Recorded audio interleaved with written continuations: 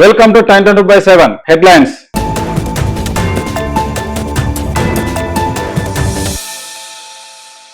ధైర్యం ఉంటే చర్చకు రండి. విపక్షాలకు రేవంత్ బహిరంగ సవాల్. బీఆర్ఎస్ బీజేపీలకు సీఎం రేవంత్ రెడ్డి బహిరంగ సవాల్. అసెంబ్లీలో ప్రత్యేక సమావేశం ఏర్పాటు చేసి పాలనపై చర్చిద్దామని పిలుపు. తమ 2.5 ఏళ్ల పాలనతో బీఆర్ఎస్ బీజేపీల పాలనను పోల్చుదామన్న సీఎం. ప్రతిపక్షాలు స్పీకర్ కు లేఖ ఇస్తే సమావేశం సిద్ధమని వెల్లడి.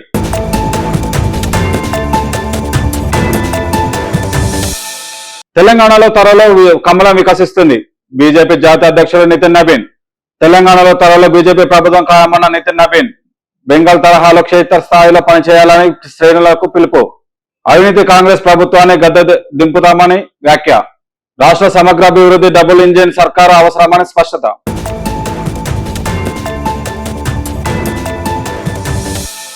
అన్నదాతలకు ఏరువాక పున్నమి శుభాకాంక్షలు తెలిపిన సీఎం చంద్రబాబు.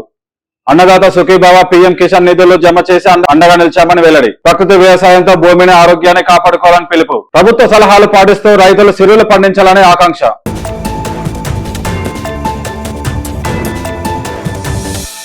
ఏపీ డిజిటల్ భవిష్యత్తుపై చంద్రబాబు ఫోకస్. సునీల్ మిట్టల్తో కీలక భేటీ. చంద్రబాబుతో భారతీయ ఎంటర్ప్రైజెస్ చైర్మన్ సునీల్ మిట్టల్ భేటీ. రాష్ట్రంలో డిజిటల్ మౌలిక సదుపాయాల కీలక చర్చలు. డేటా సెంటర్లు, కనెక్టివిటీ, అండర్సీ కేబుళ్లపై ప్రధానంగా దృష్టి. చర్చలు ఫలప్రదంగా సాగాయని ముఖ్యమంత్రి చంద్రబాబు.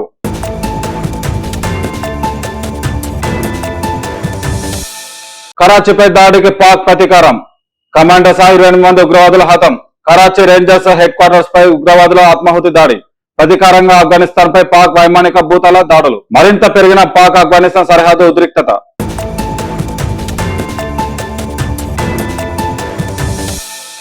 గంభీర్ పై ఐస్లాండ్ క్రికెట్ బీభత్సమైన ట్రోల్. అలాంటి రిజల్ట్స్ ఇవ్వడం ఒక అద్భుతమైన టాలెంట్ అంటూ సెటైర్లు. ఐర్లాండ్ చేతిలో టీమిండియా 0.2తో T20 సిరీస్ ఓటమి. ఎక్స్ వేదికగా కౌంటర్లు వేసిన ఐస్లాండ్ క్రికెట్. గంభీర్ ను తమ కోచింగ్ స్టాఫ్ లోకి తీసుకున్న ఉద్దేశం లేదంటూ సెటైర్. గతంలో ఐర్లాండ్ పై ఆడిన 8 మ్యాచ్ల్లోనూ గెలిచిన భారత్ చరిత్రలో తొలిసారి దారుణ పరాజయం.